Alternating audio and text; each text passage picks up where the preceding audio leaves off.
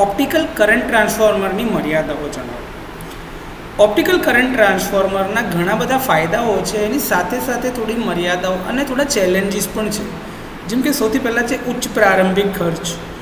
Environmental એટલે કે પર્યાવરણ સંબંધી પરિસ્થિતિ પ્રત્યેની એની સેન્સિટિવિટી એટલે કે સંવેદનશીલતા. જટિલ જાળવણી એટલે કે કોમ્પ્લેક્સ મેન્ટેનન્સ એન્ડ રિપેર. મર્યાદિત મિકેનિકલ મજબૂતી એટલે કે મિકેનિકલ રોબસ્ટનેસ લિમિટેડ છે. પાવર સપ્લાય ઉપર આધારિત છે. સિગ્નલ પ્રોસેસિંગની જરૂરિયાત રહે છે. કેલિબ્રેશનની મુશ્કેલી છે. મર્યાદિત સ્ટાન્ડર્ડાઇઝેશન, મર્યાદિત ફિલ્ડ અનુભવ, કમ્પેટેબિલિટી એટલે કે સુસંગતતાની સમસ્યાઓ રહેલી છે.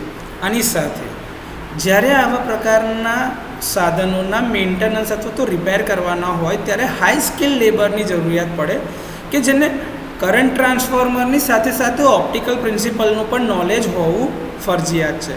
તો એના માટે બીજી એક લિમિટેશન એ છે કે ભાઈ તમારે હાઈ સ્કિલ્ડ લેબર જોઈએ કે જેનું મેન્ટેનન્સ કરી શકે છે.